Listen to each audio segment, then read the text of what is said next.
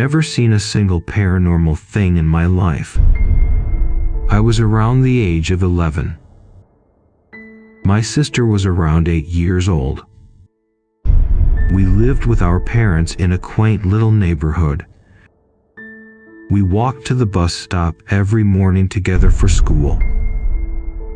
One morning, in the middle of winter, we were walking to our bus stop. She started to scream. She was hysterical. Nothing could calm her down.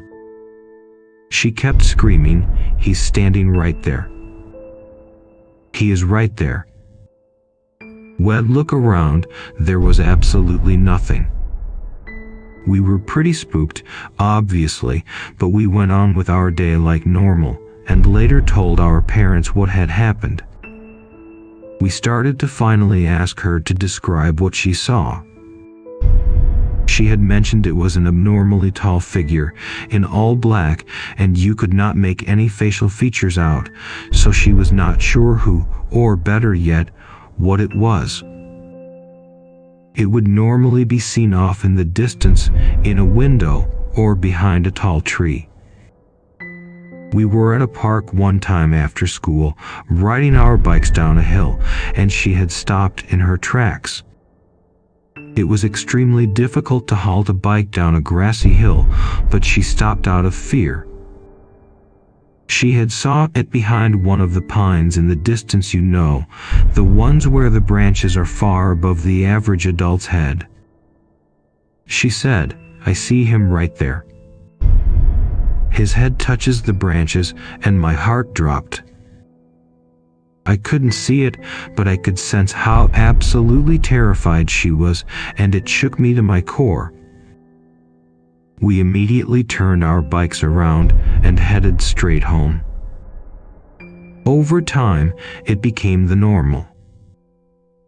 She started to have more frequent visits from this tall figure, and we started getting really worried. We shook it off as a joke at first, or maybe she wasn't all there, but the way she described how she felt when she saw him gave us a bit of truth to her stories. Our grandfather had just passed away, so we figured with losing him, it triggered something in her. At the time, we were attending church.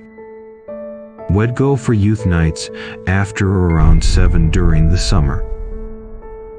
We'd play outside and run around the church, playing hide and seek or tag. One time, we were outside, running around as usual, and she had come up to me and said, "I just saw Jason." He was a good friend of our family who attended the church. Always wore a trench coat, always had his hair slicked back, pretty cool dude.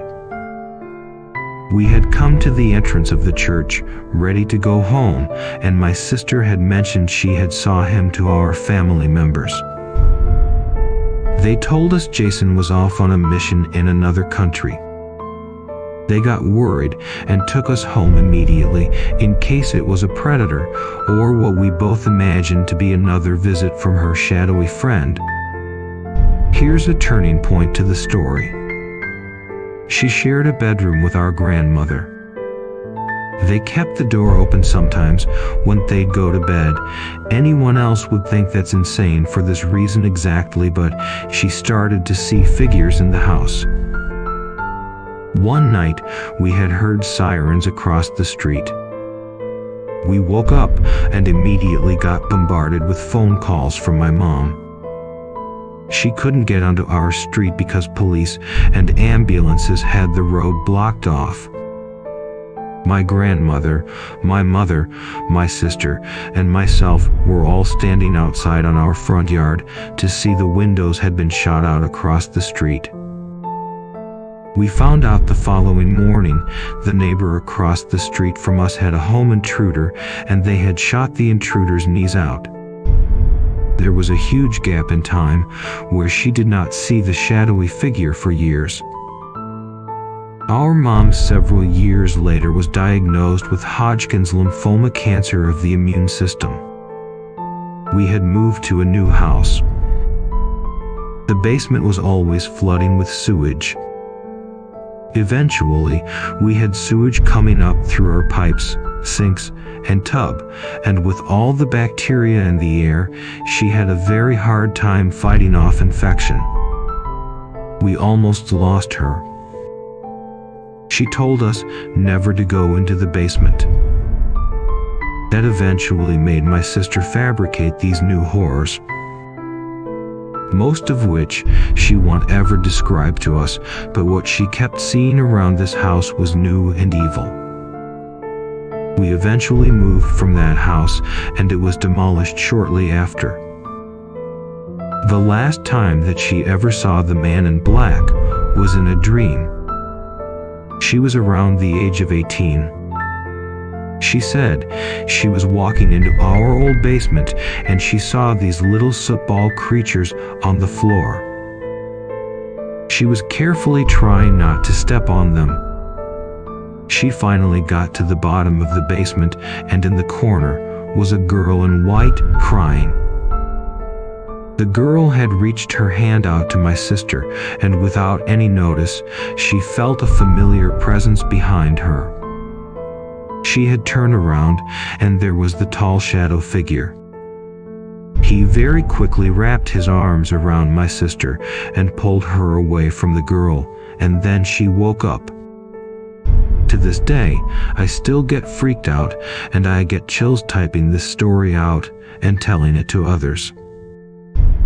She came to a realization the day she had the dream that maybe the shadowy figure was something she should not have been afraid of, but maybe it was something trying to warn her, like a bad omen.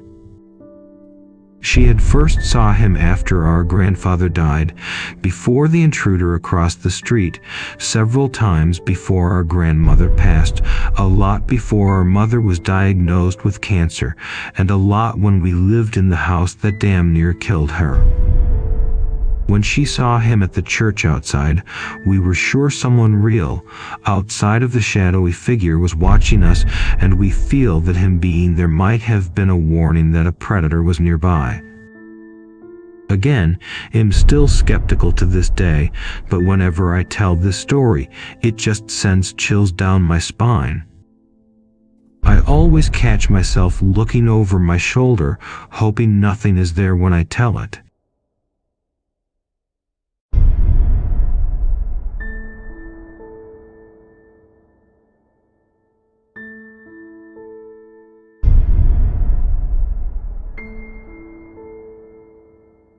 We were about 8 or 9, the day Mum took Nancy and me over the heath.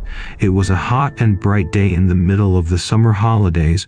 We had been collecting natural materials to make a collage when we got home, and Mum's rucksack was full of stray feathers, wild grasses, leaves, and twigs, and we were on our way home where Gran was making a cheese flan and salad for dinner. As we were all very hot and slightly tired, Mum had decided that we would wade through the river instead of going back over the hills, the way we had come. The thought of pushing my tiny wheelchair through the muddy-bottomed, weed-tangled river never seemed to faze my mum. She was a healthy, fit 26-year-old and knew the heath like the back of her hand. The river wasn't very deep at that part, so Mum tipped my wheelchair back, told Nancy to hold on to the handle, and we went in. The water immediately soaked our clothes through, and Nancy and I started to scream, giggle, and splash each other in sheer delight. Then we saw them. Weeds! Exclamation. Flowing with the current of the river, swaying back and forth like a woman's long tangled, unkempt hair, and I got the distinct impression that what we saw could have been either thing. I glanced at Nancy and instantly knew that she was having the same uncanny notion. The weeds started to curl around our legs and the wheels of my wheelchair, making our progress a little more laborious, and our previous screams of playful fun changed to moans and squeals of unease and disgust as we felt the weeds gently tugging at our legs. At no point did Mum ever look anxious or fazed by this experience. She just kept saying, It's only water weeds, you two. Simon, don't be silly. You have seen them loads of times. We finally reached the other side of the river, and as Mum dragged my wheelchair backwards up the riverbank, Nancy climbed up it and sat down beside me. We both just stared silently at the river and the sea of green for what felt like the longest time, but in actual fact was only 10 minutes before walking the rest of the way home. That night, after a hot bubble bath and cheese flan salad, in our flannel pajamas and slipper socks around the fire drinking hot tea, we told Gran about our adventure. Our Gran took a sip of tea from her mug and told us the story of green hair. She had been a real person, though her real name had been forgotten by Gran. Conveniently, Nancy and I thought.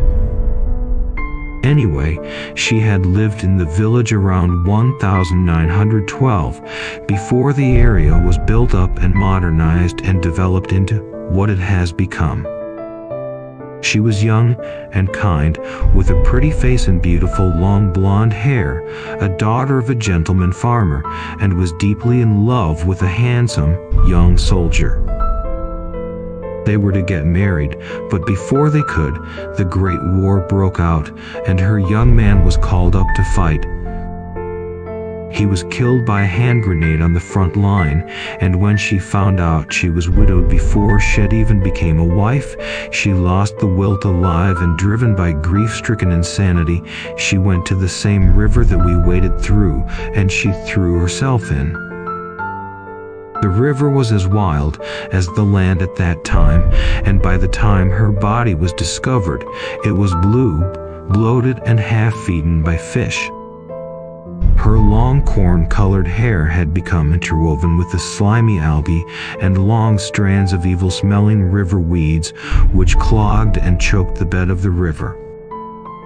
In fact, the pathologist who performed the post-mortem said that the body may have been found sooner, if not for the dark green weeds that appeared to have curled around her limbs and torso, anchoring her corpse to the riverbed for days.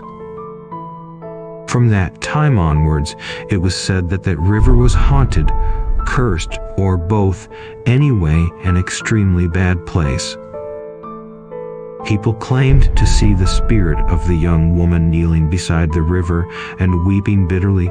More commonly, people often saw the body of the girl floating on top of the water, with long green hair streaming out behind her, and so she was given the name of Green Hair. Nancy and I asked Gran why we had heard this story before. Gran just smiled and said, because it was an age ago, even before she herself was born. The area was developed and built up, and the river was tidied up and reconstructed, and along with it the tragic tale of Green Hair was lost in the stream of passing time. We didn't altogether believe Gran's morbid tale, but when Nancy and I talked about it in bed that night, neither of us could dismiss the eerie feeling that we saw green hair flowing in the river that day.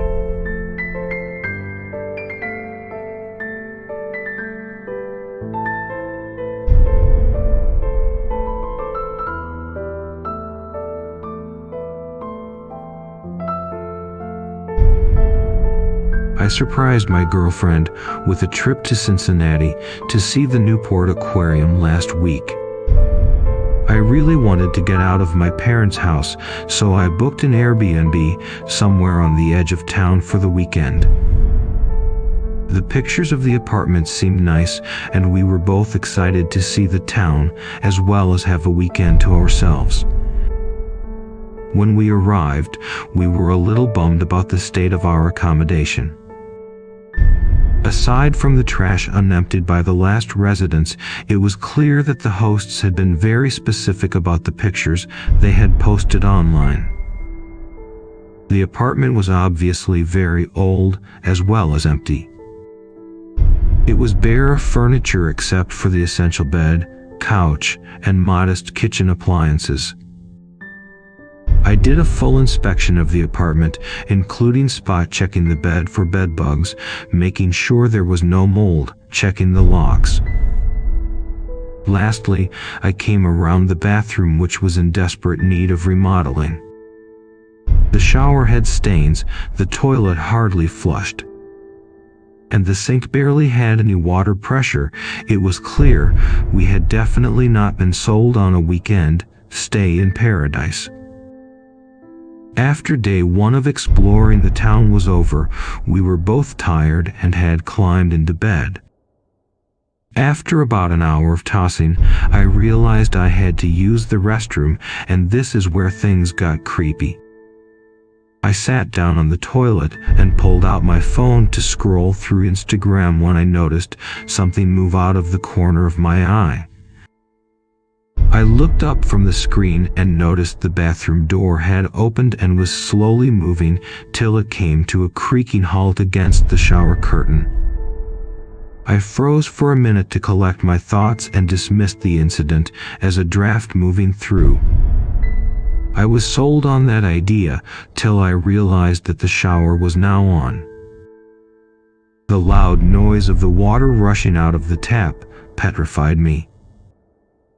On the toilet with my pants around my ankles, I was truly frightened, glued to the seat in terror. I will admit I froze like a coward. I didn't know what to do. After maybe 7 or so seconds, I got up and turned the dial on the shower. Terrified, I went back to my room and closed and locked the door. My girlfriend, who had slept through this whole event, was suddenly awoken by my haste to close the door, and I explained to her the whole story. My mind was racing for the entire night. I never took my eyes off the door, and I buried myself in bed and covered my ears to block off all possibilities of something happening again. Or at least me hearing it. I made it through the night and investigated when the sun gave me the courage in the morning. I had left the door open, forgot to flush, and the tap was still dripping in my attempt to flee the scene quickly. I have no excuse for why the shower turned on. And I think now, after 20 years of being alive, I'm now a believer in the things we can't see among us.